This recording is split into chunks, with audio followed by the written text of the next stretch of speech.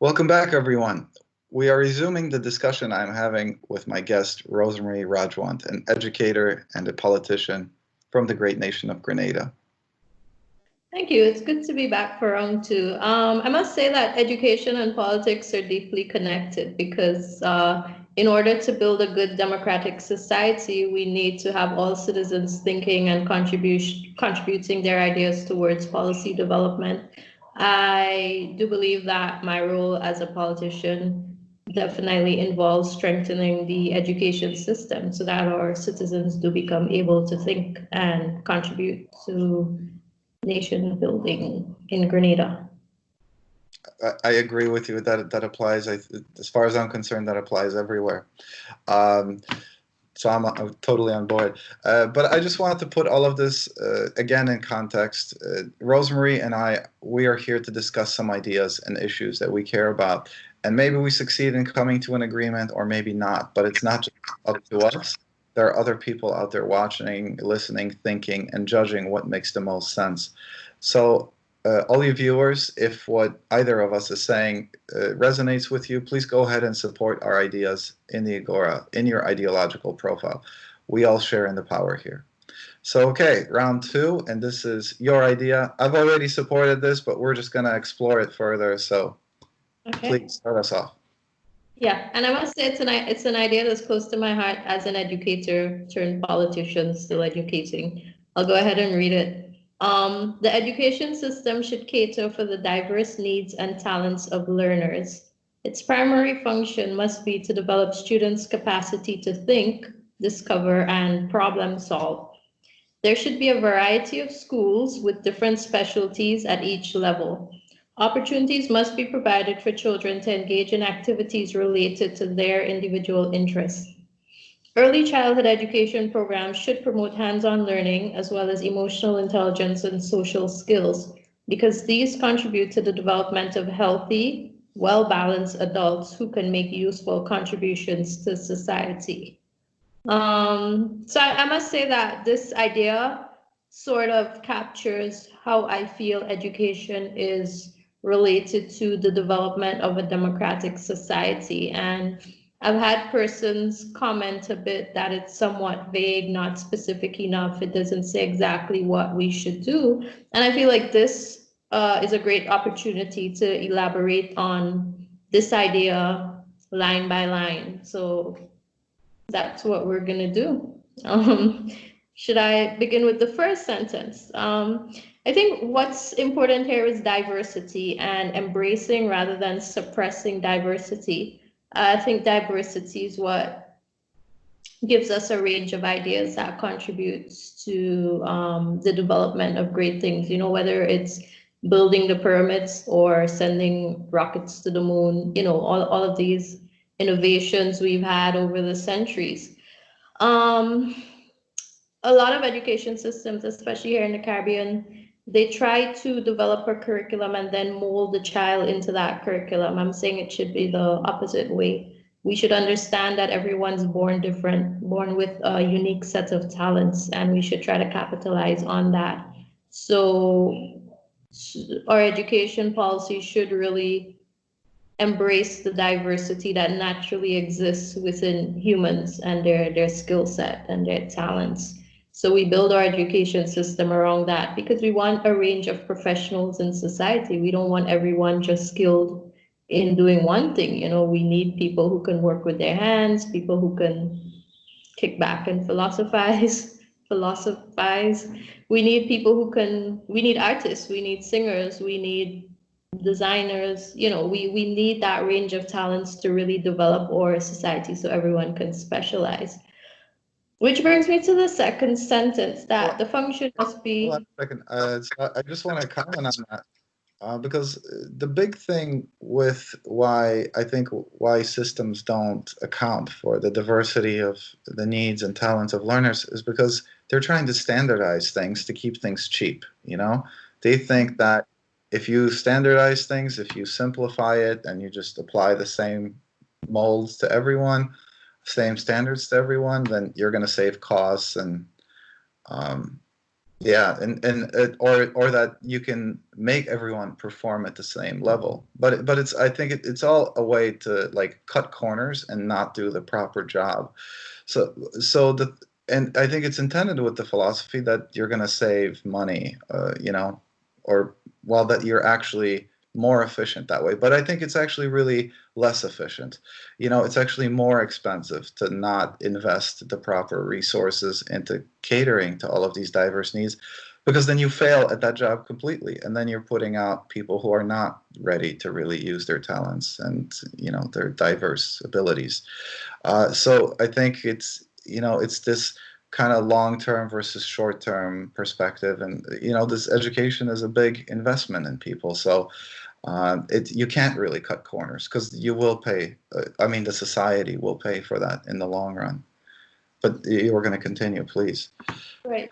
I was gonna say that in some cases schools are seen as factories, so they must produce like 100 identical graduates, with the same skill set, all excelling in math, English, etc. So I think for development, we really need to shift from that because people are not factory products. Like graduates are not factory products. They shouldn't all be identical. We really should start thinking about the benefits of diversity and embracing a range of talents.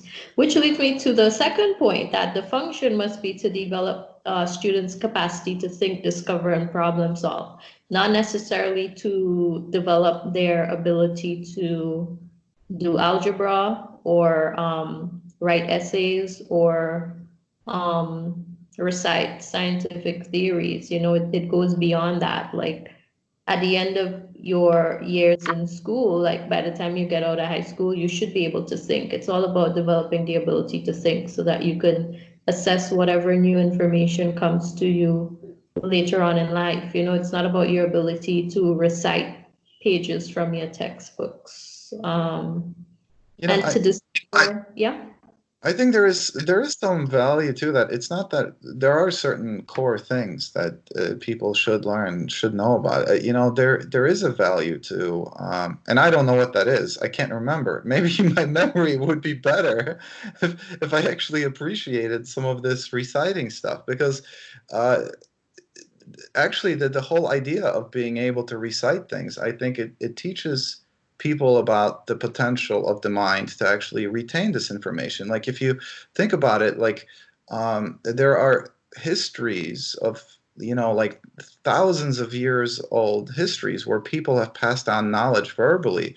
Like there are like Homer's Odyssey, but or Bhagavad Gita is the other thing that comes to mind.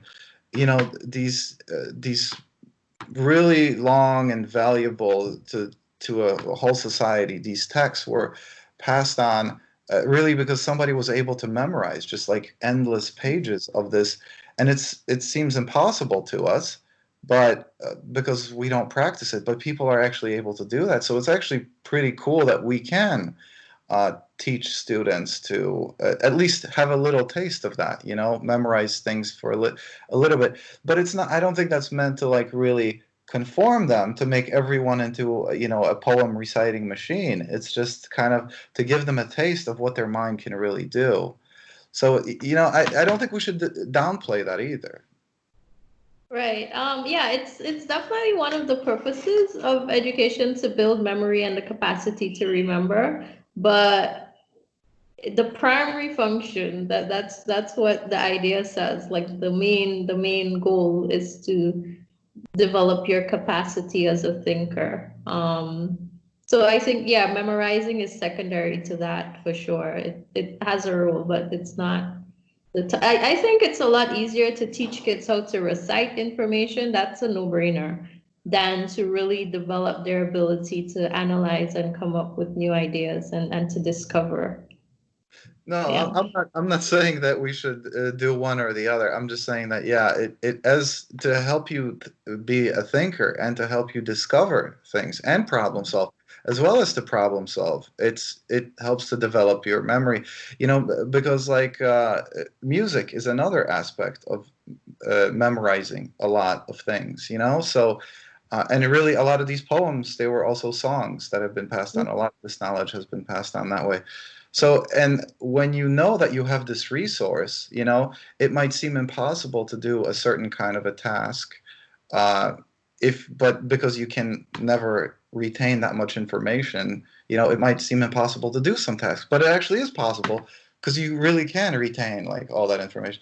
So, anyways, I'm going to let you continue. I just wanted, to me, this is really interesting, because there's again, it's that diversity that you're talking about.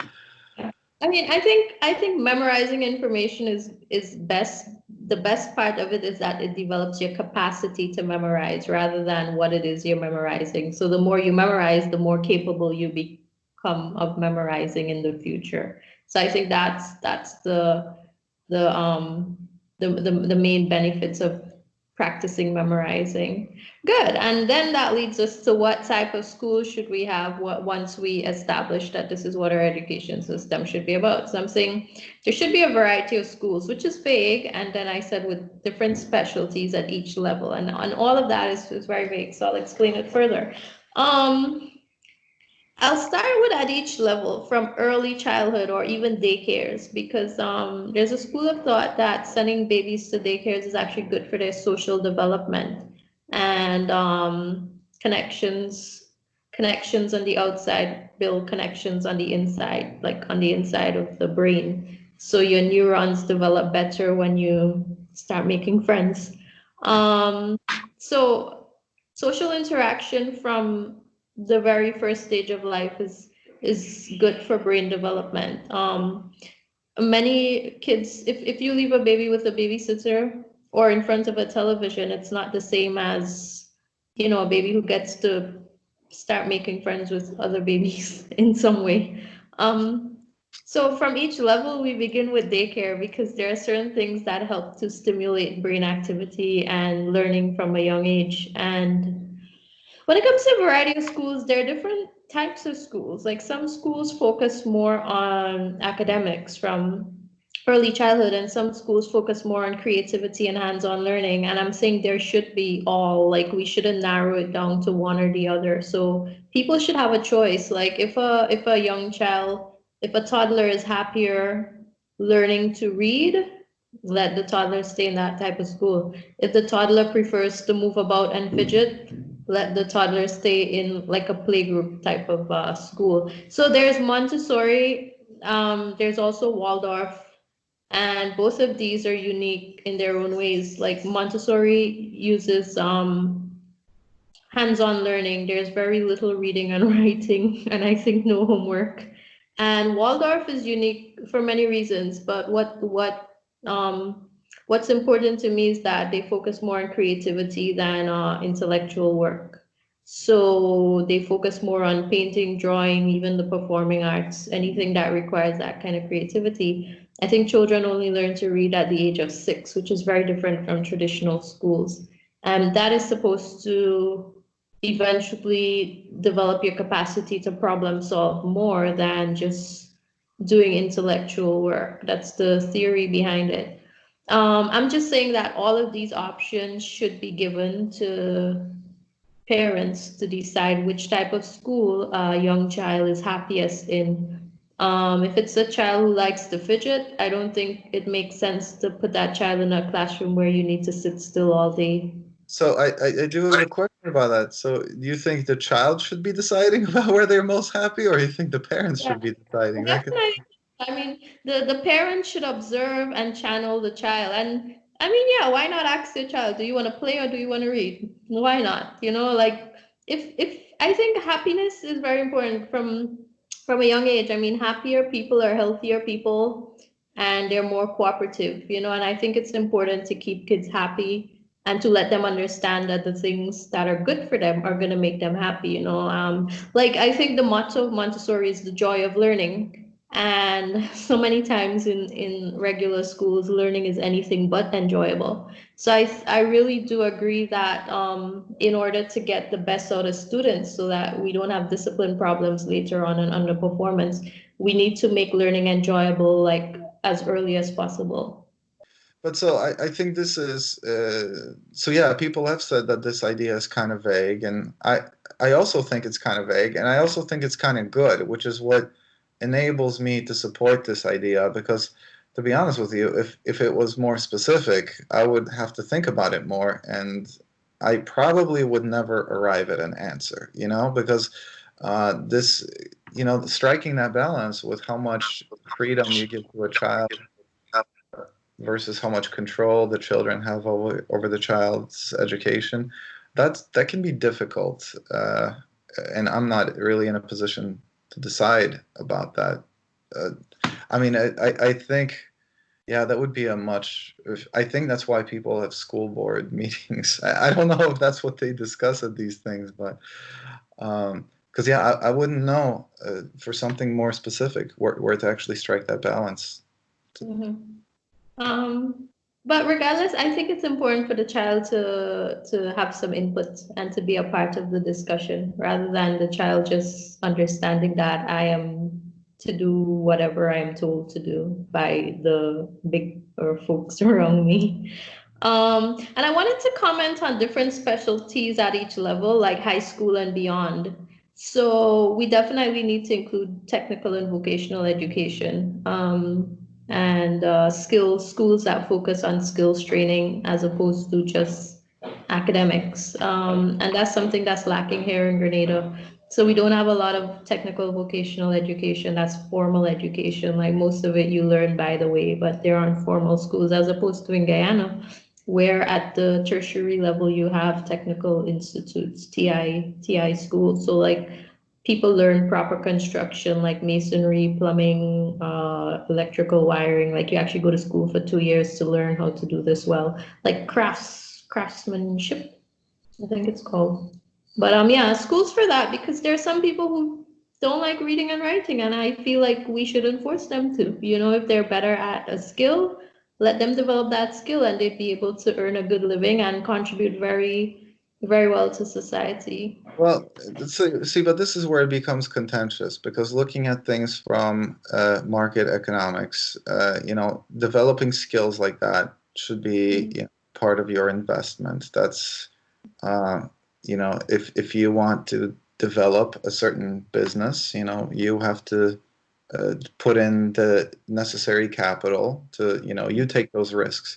And when we're talking about spending state funding on training people, I mean, there are a few different issues because from a market perspective, we're thinking maybe that should be at your own expense. If you want to train yourself in this profession, then you should be paying for that. Or maybe not. Maybe your first profession should be, you should get government training for that and then train yourself in the next profession. The other thing is that maybe we should be more focusing on citizen development. Like this professional development should be a more private undertaking, whereas the schools, it's to prepare people to be citizens. So if somebody is, learning how to lay bricks or whatever, electronics, that's good for them. That's great. We're happy. But still, what are they learning to actually be good citizens? And why aren't they just paying for their own education?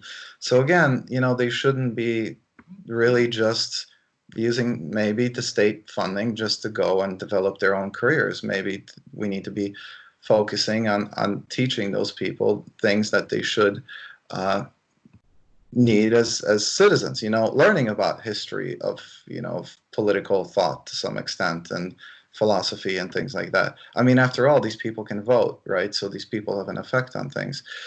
But then the other point that I wanted to add on to that is that maybe some people, maybe everyone is ready for that, or almost everyone is ready for that. Just some people are different for that at different stages. Maybe some people are not really interested in the history of philosophy when they're 15, but when they're like 25, then they're like, oh, now I appreciate that. Now that I've been laying bricks for so many years, I actually want to learn about these other things in the world, about, the whole idea of what a society, now that I'm building this society, I want to know about how it works and why it works the way it does. So I think a large part of this flexibility might also have to do about spreading this education over time, giving people flexibility of when they get to learn, not just what they want to learn when they're young, but also how they can spread out their education. Right. Yeah. So I definitely think the way to go is to capitalize on the interest, like whatever a person is interested in. I mean, not learning to rob a bank or anything, but whatever are useful skills for society, whether it be the theory like philosophy and history, or whether it be practical things like learning to lay bricks so that you can build buildings. I think that whatever the person is interested in, let them learn it, because learning should be lifelong.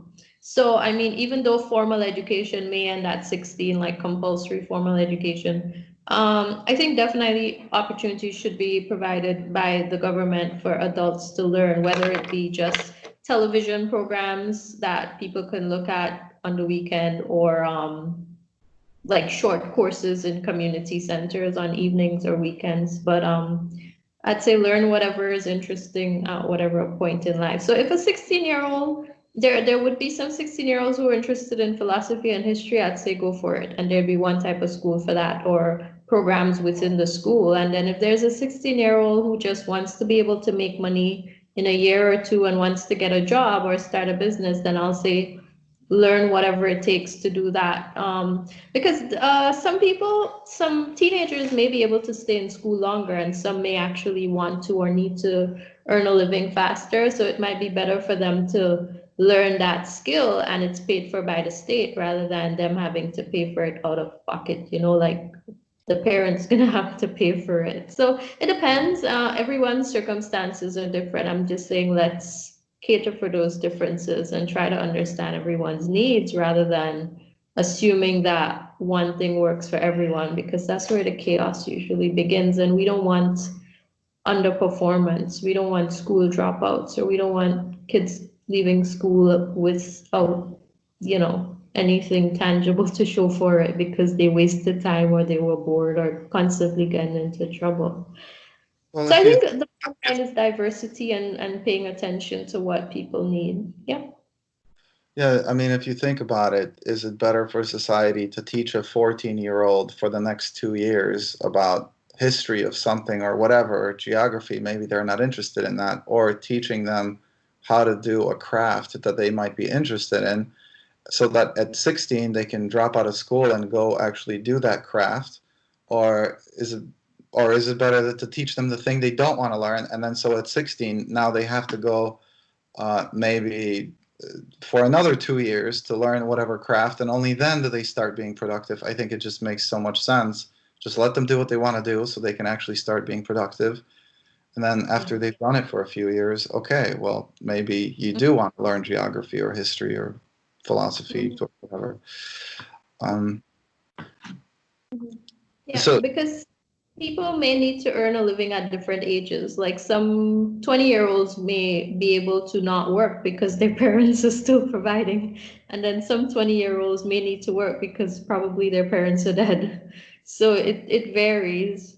well, I mean, when you consider this idea in the context, getting a little bit of an echo.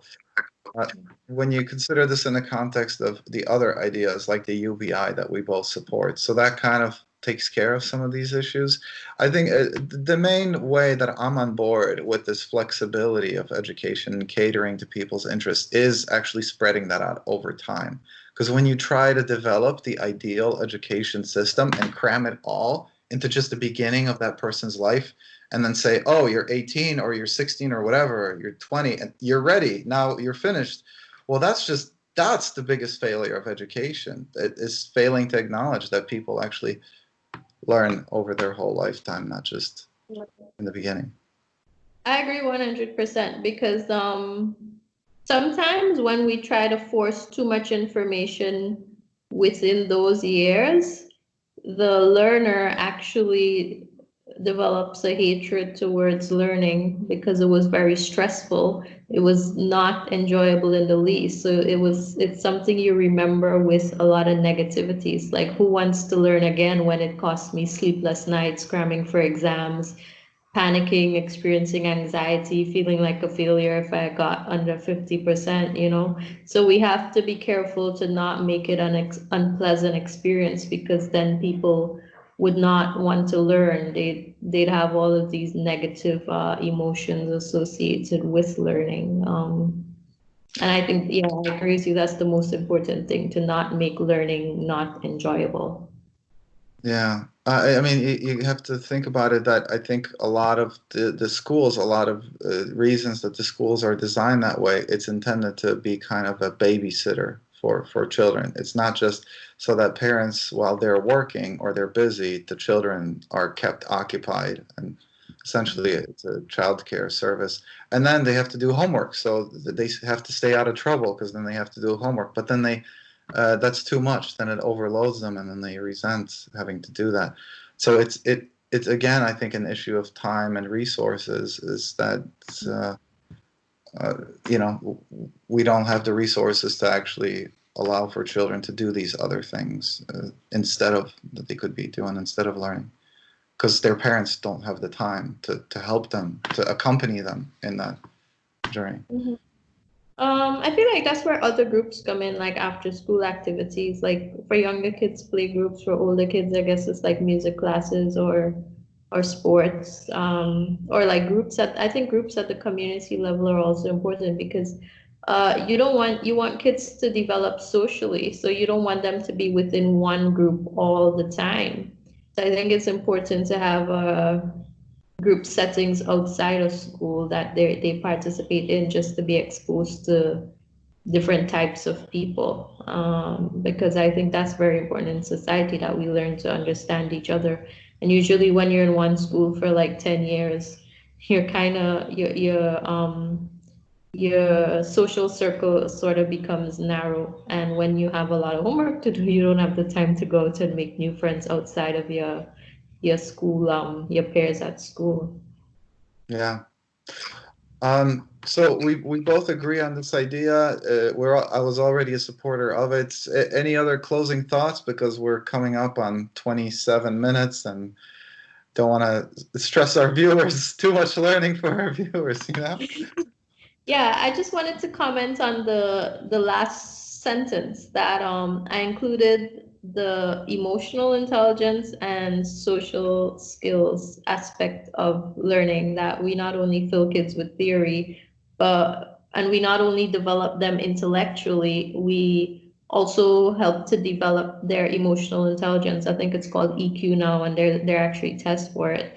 And that makes them able to get along well with each other, because a big part of what keeps us back as a society is our disagreements and not having the right avenues to disagree healthily. Like, we need to cultivate that again. In a workplace, you may have a lot of persons who, they're skilled in different things, but if they can't get along, they're going to spend most of their day not speaking to each other, avoiding speaking to each other. So then those ideas just won't be shared. So teaching kids at a very young age to have great social skills and work on their emotional intelligence, it helps to build that cooperation in society later on. And I think it helps to reduce crime too, because you harm someone when you don't think of them as your friend. You don't harm your best friend if it's really your best friend. So I think emotional intelligence and social skills are super important, right alongside intellectual development. And those are my closing comments on education. You know, I'll just tag on to that because we talked about this before, that the whole concept of emotional intelligence, that's my least favorite part. I can't say that still sits well with me. I don't like putting that together. That's a whole other discussion. Maybe we'll come back to it again. But this idea is good enough for me to support, and I hope other people support it as well until we have a better idea. Okay, so that was the second half of our show. Fascinating stuff as always. And again, to our viewers, if any of these ideas speak for you, please support them in the Agora so they can rise up, so more people can see them, and so more people can support them. Rosemarie, thank you very much for joining me today. Oh, you're welcome. It was a great experience. And thank you to those who joined us watching. Please like and subscribe if you enjoyed the show.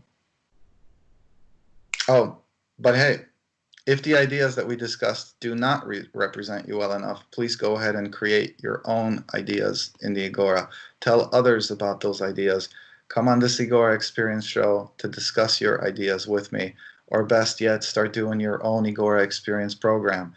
Thanks again, everyone, and see you in the Egora.